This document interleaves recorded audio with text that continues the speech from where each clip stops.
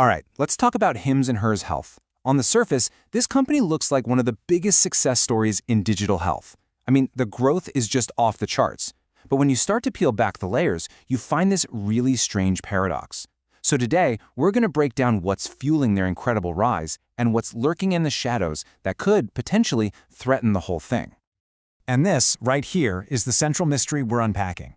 How can a company look so good on paper, with numbers that are just phenomenal, while the people running the show, the ones who know it best, all seem to be heading for the exit? What is really going on? To figure that out, let's start with the good news, because there's a lot of it. Okay, first up, let's build the case for HIMS and HERS, the bull case. And honestly, you have to give them credit, because the numbers are, well, they're genuinely spectacular. This company has found an engine for growth, and they have the pedal to the metal. Get this, $2.01 billion. And to be crystal clear, that's not their total revenue of all time. That's their revenue in just the last year. For any company, that's huge. For a digital health company, that's a massive sign that they have struck gold. But you know, a big number is one thing. What's really wild here is the speed. This isn't just steady growth. This is accelerating growth. I mean, look at that jump. From around 65% year over year to nearly 89%. This company isn't just cruising, they are flooring it.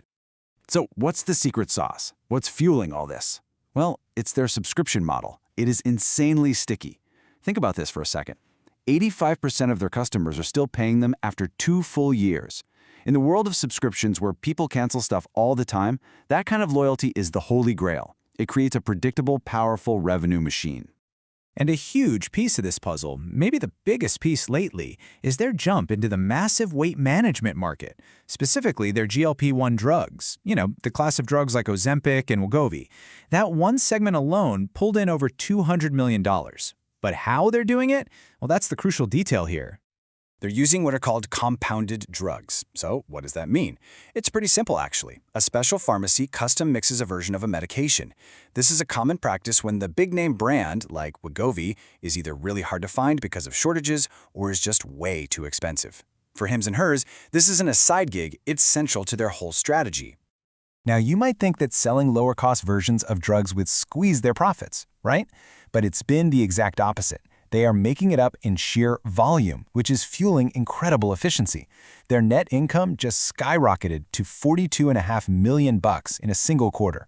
From the outside, this looks like a business that is scaling absolutely perfectly. So, let's recap. Incredible growth, super loyal customers, and profits that are just soaring. It really sounds like the perfect story. Almost too perfect. And this is where the picture starts to get a whole lot murkier. Let's look at the signals coming from inside the company itself. It's like you're watching 2 different movies at the same time. On one screen, you've got the public story. Record revenue, happy customers, everything's great. But on the other screen, you see what the insiders are doing. And they are selling. A lot. In the last 6 months alone, 98 insider sales and 0 insider buys. Not one. That's the kind of thing that makes you go, wait a minute, what's up with that? And we're not talking about a few small stock sales here and there. The CEO alone cashed out over $88 million worth of shares. Now, the official line is that it's for tax and philanthropic purposes, and sure, that's possible. But it's the pattern that's so concerning. You've got the CEO, the COO, the CFO, the chief legal officer. The entire top floor is consistently selling. When the people running the show are all cashing out, that is a massive red flag.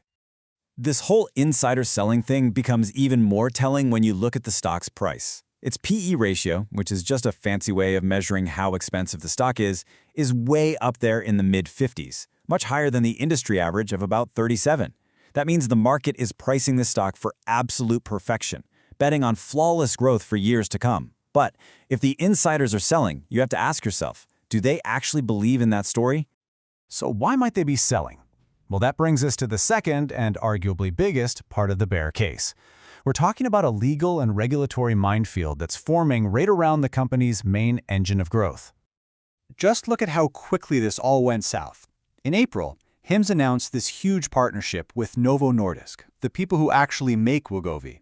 This looked like a home run, a massive stamp of approval. And then just 2 months later, the whole deal was dead. It completely fell apart. And you have to see why. Novo Nordisk didn't just quietly walk away. They put HIMS on blast, publicly accusing them of, and this is a direct quote, deceptive promotion and selling of illegitimate knockoff versions of Wegovy. Wow. In the buttoned-up world of pharma, that is the equivalent of dropping a bomb, and it opened the floodgates. Immediately after that statement, the lawsuits started piling up. Multiple class action suits all claiming the company misled investors. And at the heart of these lawsuits is a really serious allegation that Hims & Hers was getting the active ingredients for its drugs from an unapproved Chinese supplier. That raises major questions about safety, legality, the whole shebang. And this isn't just about a couple of lawsuits. It's a much wider regulatory storm. The FDA is actively issuing warnings about these exact types of compounded drugs. The FTC is investigating their subscription practices, and even the DEA is scrutinizing telemedicine prescribing rules. It's like the very core of their business model is under attack from all sides. So let's step back and put these two clashing narratives together. This isn't a simple story of a good company or a bad company. It's a true paradox, and frankly, it's a really difficult one to wrap your head around. On one side of the coin, you have the bull case, and it's powerful. Explosive growth, a super loyal customer base, and a business that knows how to make money. It's a beast. But on the other side, the bear case is just as severe. A minefield of legal and regulatory threats aimed directly at their biggest moneymaker, combined with insiders who seem to be heading for the door. It's a real tug-of-war. So where does that leave us? Well, with such a deep conflict between the good and the bad, the final take from this analysis has to be neutral. You might call it a hold. The powerful arguments for growth are being directly canceled out by these severe system-level risks. The risk and the reward just feel way too balanced right now. And that really brings us back to the most important question of all. How much growth is actually worth this level of risk?